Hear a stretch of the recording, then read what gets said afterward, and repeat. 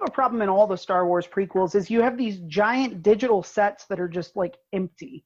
Yeah. Like there's nothing going on in them. And it's cutting edge for the early 2000s, but like now 20 years later, I think those effects in some ways have aged worse than some of the practical effects in the original trilogy. Yeah, absolutely. I literally have rewatched all of these multiple times this summer, and I say that all the time when I'm watching A New Hope. I was like, this is so fucking good. Like, this is so much like more fun than some of the stuff that they do later. Especially in the prequel trilogy. But yeah, like even the flying, like when the clones come down, like that does feel like a better moment to me now that I've watched the Clone Wars, which, we'll probably get into in a little bit. But like, I also like, it doesn't feel like big like it should, right? Like Yoda coming down with a fucking army should emotionally feel better, but it doesn't feel like, it feels good. Like I've rewatched it again very recently, like in the last 2 weeks with my kid. Oh. And like, I remember being like, you know what, that was a pretty, like you felt like, oh, cool, the army's here, but it should have been cooler. Like it just should have felt cooler. Well, I think if you had actually cared about Anakin and Padme, mm-hmm. I think that's the problem. There's this declaration of love that comes from nowhere. You were a kid last time I saw you. Oh, I love you. Well, just saying like I've been dying a little bit each day since you came back into my life, and it's like, why? Like there is no, like, aside from the fact I guess he's pretty. Yeah. Like I'm a fucking senator. Like, why the hell do I care what you think, you 19-year-old child? 19-year-old rage monster who he was a rage monster in all those movies. Maybe not the first one, but like, no, he's a sweet kid, and he is a sweet Phantom kid. Menace. Like, he's a very sweet kid. And all I right. think that's part of the weirdness of Attack of the Clones too. Is like there's no evolution. It's like he goes straight from being this really nice heroic kid to like a sociopath. Yeah. In episode 2. Yeah. He's like, she turned off the cameras because she didn't want me to watch her sleeping. Well, no fucking shit, kid. Yeah, that's creepy AF, motherfucker. Like, all right, let's move on to what is number 9 for you? Wait, number 10. My bad. Number 10. My number 10, I'm going back and forth. I'm going to say Solo was my number 10. That's my number 10 as well. Oh, damn. That, like, and the thing is, I actually really like Solo. I just like the other ones better. yeah. I aside from Attack of the Clones, I basically like all the Star Wars movies. Yeah, I agree. That's kind of how I feel too. Attack of the Clones is still like. Whew. I think that Solo. What's interesting about Solo is that it feels like a 1980s. Like in some ways, it feels more like the old Star Wars movies, especially like Return of the Jedi. Like the creature work, like that weird slug thing that Han's working for at the beginning of the movie. And then the train heist scene is incredible. Yeah, it's fucking the train heist scene is one of the best like Star Wars, like it's actually one of the better movie scenes, but like it's definitely one of the best like Star Wars things they've ever done. Like it was emotional too. It had like an emotional pull to it. He loses his whole crew, like Sandy Newton and Jon Favreau, and there were a couple of, and I thought the kid Alden Eric, is that it? Earlier? I don't know. I know who you're talking about. Han, the guy who played Han. I thought he was pretty good. I liked him. Like I was like, if it can't be Harrison Ford, it makes a lot of sense. Like that it's someone like this. I liked it. I the first time I watched it, I was like, I don't know, man. And then I watched it again, and I was like, you know what? Yeah, he makes a pretty good Han, because a young Han, he did a lot of the same kind of like stupid shit, even when he was old. Because I watched Solo like relatively soon after watching like Force Awakens. So like I was like, he did that dumb shit like back when he was like, he's like trying to talk to those two gays. I was like, yeah, it's perfect. I love it. I really do like Solo. Oh, and the Kessel thing in the middle of the movie is awesome when they free all the Wookiees and the robot uprising. Oh, and then actually, Han driving the Millennium Falcon and going like, watch this, and then like it dying and then falling into the black hole as the creature gets further into the black hole. The Cthulhu is almost on them. The robot dying was pretty emotional, I thought. Yeah, that's pretty dark. It really is. And then like that kind of a callback to when they plug 3PO into the computer, and he goes, who taught this computer how to talk? It has such a peculiar dialect. And like I think that's a really like great callback to like tie in like like. And that's what was probably a throwaway line in Empire, but like they made it like something big, and I guess it's fan service if you think about it, but like I don't know, I was here for it. I mean, I felt like it was there's some fan service in the movie. I almost wish that it hadn't ended with Han winning the Millennium Falcon, because like I would have liked to have seen more adventures leading up to that. It's sort of like the same problem I have with X-Men First Class is I love like 9/10 of that movie, but then they jump right to Magneto and Professor X being enemies instead of letting that tension build over like it did in the or like it did in the, not necessarily in the comics, but when you read about like their backstory, like how it built. Okay, so number 10 was Solo. What's your number 9? Rise of Skywalker. Where did I forgot Rise of Skywalker. You did the same thing I did. Oh, fuck. Okay. Rise of Skywalker is actually my 10. Okay. Let's talk Rise of Skywalker. Well, and here's the thing. When we kind of talked, I didn't hate it. Like, I like that movie. I don't dislike that movie, but like, I don't dislike it much at all, and I don't hate it or anything. And I like it, but it's not my favorite, obviously. But like, I had really low expectations going into it. So for me, it wasn't like, oh wow, that you can see the guy's hand up the puppet, like it wasn't like atrociously bad that I wasn't like, all right. I don't think it was a great way to end the trilogy, but whatever. No, I really feel like they dropped the ball on the Rey nobody by making her a Palpatine. Yeah, that's what I really loved about The Last Jedi. Like him being like, yeah, man, like you're not anybody, you're just a fucking person. Then like anyone can be a Jedi, which we'll talk about. A hero can come from anywhere, and they're like, nah, you got to be born into it. Yeah, it's like royalty. Have you seen that? Oh, sorry, go ahead. No.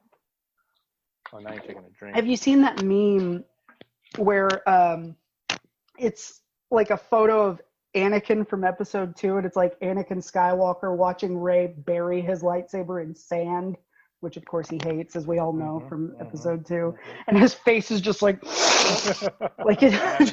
I haven't seen that. It's everywhere. Yeah. Also, why would you bury those in the desert? Like, why Leia's? Leia didn't have any tie to Tatooine. I guess you can't bury it on Alderaan. You could throw it out the window in the asteroid field, though. Yeah, that's fair. Be with your people. I don't know. I'm sorry. I don't know. There's an asteroid field out here, so we'll just let it be. What other thoughts do you have on Rise of Skywalker? I feel like Rise of Skywalker has a moment, kind of a problem like Attack of the Clones. Like when that fleet shows up at the end of the movie, when Lando and is it Poe get that fleet together and Wedge is there, and Poe was already in the battle, but Lando, you're right. Like they'd sent him out to like send the call, and that's when they all showed up. Right. Which is also kind of fucked up because they didn't show up at the end of The Last Jedi. They were like, "Oh, who? No, we don't know no resistance." No. What's that? But I guess you could argue that Luke's sacrifice at the end of The Last Jedi is what gave them the hope to make that. Yeah. I hadn't really thought about that, but I guess you're right. Like, he did do that, and like, I'm sure it was like the most baller fucking shit like ever that like Luke Skywalker walked out in front of like fucking 8 AT-ATs essentially and like took everything they fucking had and then was like, "What's up, bitch?" Brushed it off. Like I'm down here, nephew. Let's do this. And well, I mean, and the last scene of the movie is the kids retelling the story. So like, and Luke talks about that in The Last Jedi about the problem with him becoming a legend, but then he finds a way to turn that around and like give a new spark to the hope and also save his friends, So it's Last Jedi is a fucking masterful movie, kids. Yeah, I agree. It's very high on my list. All right, but Rise of Skywalker, I just didn't feel anything. It felt very scattered. It felt like about 12 different movies. Yeah, dude, it goes for like fucking 90 miles an hour. Like that movie just flies. Still only seen it once, so I'm gonna vow right here to watch it again before we re-rank them. Watch it again, and I want you to pay particular attention to 3PO. He's he's a very calming presence. And honestly, he has one of the most emotional scenes in the movie, in my opinion. Oh, when they wipe him? Yes. I really liked it. It really felt like genuine that he was like, I'm going to sacrifice myself because I understand that this is the greater good. And like he did it, like that's a droid that did it. That's fucking crazy. But you only care because it's 3PO, right? If that had been a fucking battle droid, you would have been like, I don't give a shit. Fuck that battle droid. Well, we haven't been hanging out with that battle droid for 42 years. Right. All right. Let's move on. Right. What is your number 8? My number 8 is The Phantom Menace.